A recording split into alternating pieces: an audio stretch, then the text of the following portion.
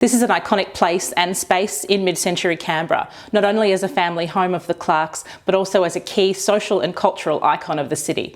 I'm reminded when I come to Manning Clark House on a weekend afternoon just what a stunning place it is when the sun is shining brightly and all of that natural light is coming in the windows of this beautiful Robin Boyd designed home. This is a most extraordinary building when you think about what was happening in the early 1950s, just after World War II, when there was very difficult to actually make buildings, partly because it was hard to get timber and bricks, etc.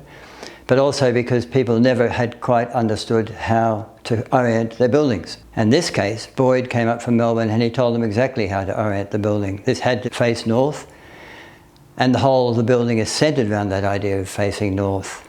So when you come to the entrance here, it's an entrance which basically welcomes the newcomer, but the main courtyard is the one to the north. Looking around the house, Boyd's overtly modernist design is obvious. The key connection between the interiors and the exteriors, the mid-century furniture and finishings, and the open-plan living spaces exemplify modernist design at its best. Boyd knew what he was doing. He knew how to build a building.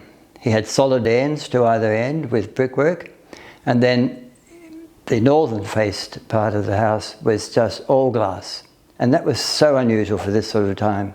Manning Clark House remains a key intact example of an academic's home from the mid-century by a pioneering modernist architect in a bold and experimental design. What you're seeing here is a gallery that basically does a number of things. Obviously it brings the people in and then lets them go out and into the greens outside in the north and play all sorts of sports and talk.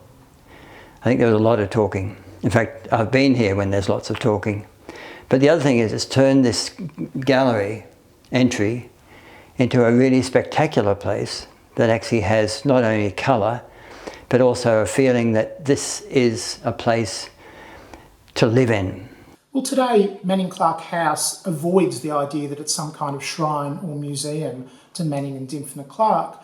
Rather, it seeks to capture the liveliness of what was both a family home and a place where many Australians from a large range of backgrounds came together to talk about the really big ideas in this country's past, present and future. It carries on that tradition of valuing intellect and valuing culture. The house in many ways set the tone for the city, and it and others like it remain key features of Canberra's designed modernist landscape. In the scheme of artworks, I have to say that this gallery is probably one of the most beautiful bit of artworks I've seen. It's not a painting, it's not a sketch, it's actual architecture. But what it does is actually lift the spirits on anyone who comes in here.